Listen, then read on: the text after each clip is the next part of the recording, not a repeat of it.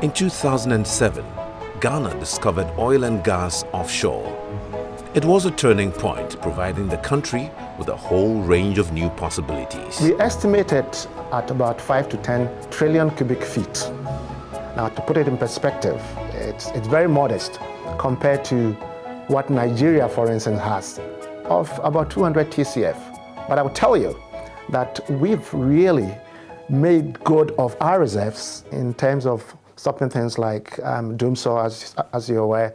Whilst Nigeria still have some issues really of actually making use of their reserves to address issues of power. Today, natural gas plays a key role in Ghana's energy sector, and the demand for it continues to grow rapidly. Thermal generation capacity is growing, and so is demand. The petrochemical industry is now within reach, and the possibilities are vast. Now that we are having more people employed within the sector, you're seeing that it's providing income. The number of service companies in the oil industry has multiplied. Now we have a solely Ghanaian-owned exploration and production company, which we didn't have before. So we are seeing the growth manifesting in that arena. We are also seeing growth in terms of the revenues. The main players, and we usually want to talk about the gas value chain from the upstream, where we have exploration and production. The players there are the international oil companies and GMPC, who actually holds custody or trusts of the commodities for the government. Then when you come to the midstream, which comprise gathering infrastructure, processing infrastructure, and transmission infrastructure, we have Ghana Gas. Then, of course, distribution and utilization by end users such as VRA and the power companies, the IPPs. Gas from these fields can boost domestic energy supplies and add an additional generation capacity in excess of 1,000 megawatts. Ghana's existing installed electricity generation capacity is 3,795 megawatts, and there exists the natural gas to fuel the plants. With adequate supplies of gas, Ghana may be in a position to reduce its use of expensive crude oil. More importantly, it will lead to a major reduction in carbon emissions. But how quickly can these resources translate into production? Energy demand growth in Ghana is just around 10%, year on year. That then means that at the end of every year or going into the new year, you have to build in the equivalent of one thermal power plant, in the country. That's roughly about 250 kind of megawatts. So if you do not add enough capacity to the system, then over time, what that means is that the demand is going to outstrip the supply. And then you end up having these recurrent issues of power cuts, or intermittent, power being made available for industry and then for domestic, consumption. Given the need for adequate supplies of natural gas, the government has put in place plans to directly import liquefied natural gas. But how will this impact the development of the domestic and regional gas market? The first starting point will be, what is your demand-supply balance? In other words, how much gas do you need for both power and non-power applications, and how much do you have? We've seen through the figures from the companies like GridCo that demand for gas really isn't increasing as fast as we speculated it would increase in the recent past. And with gas coming on board from the Tano Basin in quantities that are expected to be sufficient, you realize that in the near future, we are in a place where we don't need any more from anywhere else. What we have is very sufficient. But when you look into 2030 and beyond, the possibility that production may plateau or start to decline is there. In order for the country to harness its natural gas resources in a positive way, it is critical that government puts in place the right policies and priorities for the next decade, with a focus on the upstream and power sectors. What exactly is the state of the country's institutional and regulatory framework? Several of the current challenges include the market structure and overlapping roles of agencies within the sector.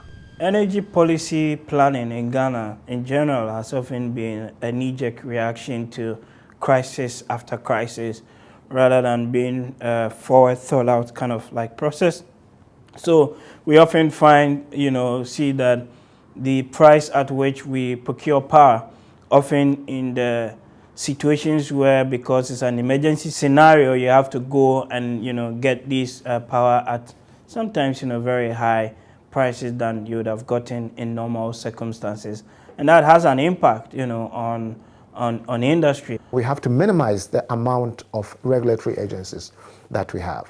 If you take the US, for instance, or even Canada, if you take the entire value chain that I've mentioned, you usually have one regulatory agency. I think the key one is to make sure that the regulatory regime is right. The legislation to support, the gas industry needs to be clear.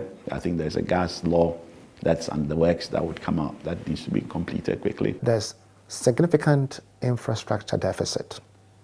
Even though the resources are there, getting the resources to the market centers or the places or points of utilization,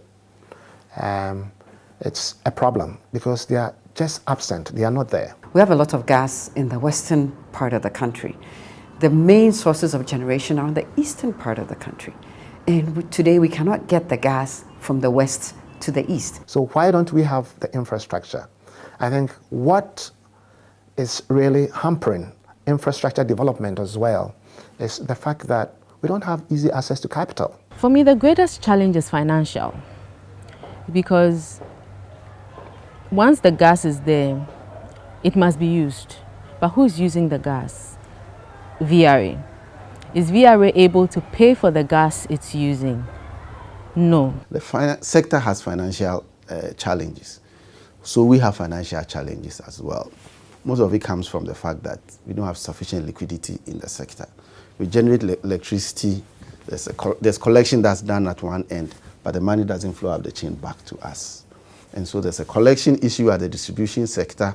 It doesn't come up to us. So all of us along the whole power supply chain suffer from this. If that legacy debt issue in the energy sector is not resolved, we would feel the ripple effects on the development of the natural gas sector, because that revenue that is needed to be able to invest in infrastructure will just not be there. One, we've got to make sure that our power supply industry itself is self-sustaining. The pricing issues with electricity, the revenue collection, and all that are addressed as a matter of course.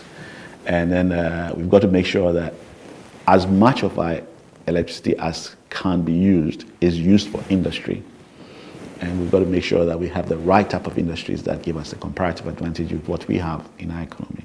And then we must also focus on this petrochemical industry on the back of the natural gas we have and the gas opportunities in the sub-region to develop a petrochemical industry.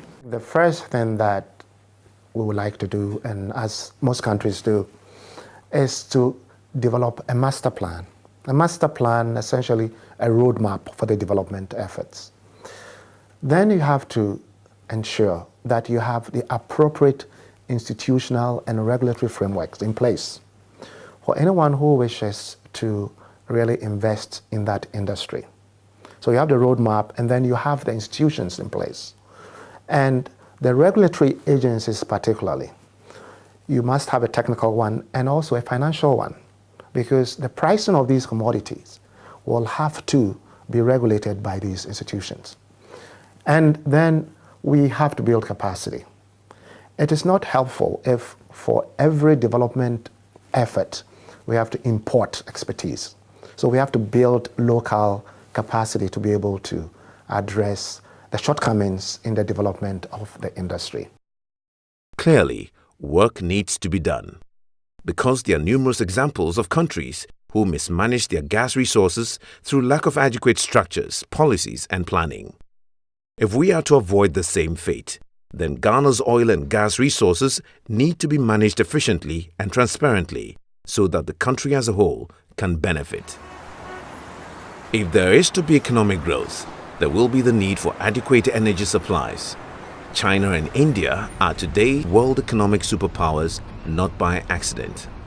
They had sufficient energy to drive whatever economic strategies they had. China, when it started, and I think today it still is in the same mode of the strategy was to have an export-led economy. So they developed industries and did a lot of exports. India, the same way. India is also moving into ICT, etc. But as I said, the backbone for all this is energy. Once you are energy self-sufficient, you can build on the other things. The models they used were essentially lowest cost power, lowest cost labor, and then lowest cost raw materials. If you have these three, you really are in for a good competitive regime.